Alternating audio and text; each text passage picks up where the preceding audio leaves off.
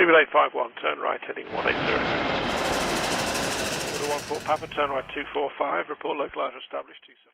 An aircraft scrapping is something not many people enjoy seeing, whether it be a 30-year-old 747, an old A330, maybe even an A310 or a Boeing 757. However, seeing a plane as new as the A380 head to the scrap certainly shocked a number of people.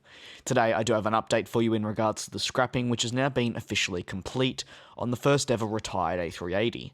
Tarmac Aerosave were the ones behind the dismantling of the very first project with the A380.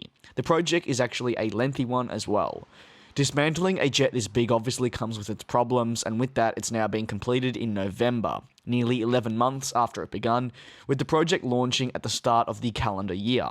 A project like this doesn't just have the likes of Tarmac Aerosave involved though.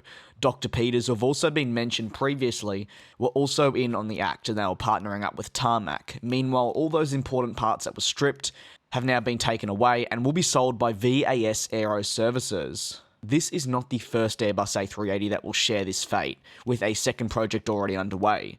The decision to scrap the A380 for parts is one that took some time. A second-hand market for the Airbus A380 has been one that's been heavily rumoured, debated and so on.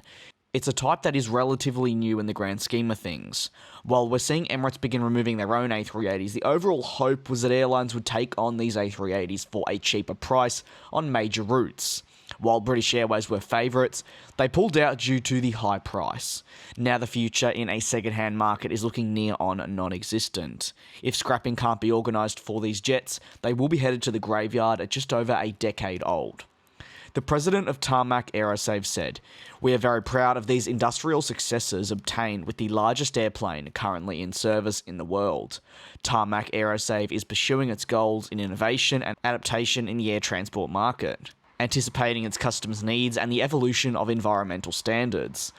On top of this scrapping, Tarmac Aerosave will also be conducting a B-check, or at least they plan to, for all its stored Airbus A380s in March of 2020. What Tarmac is offering is only available from them and will allow them to adjust cabins and of course modify the Super Jumbo in a more technical manner. What are your thoughts on the first A380 having been completely scrapped? Having now had its scrapping come to an end? Let me know down in the comments below, and as always, thank you very much for tuning into this video of mine.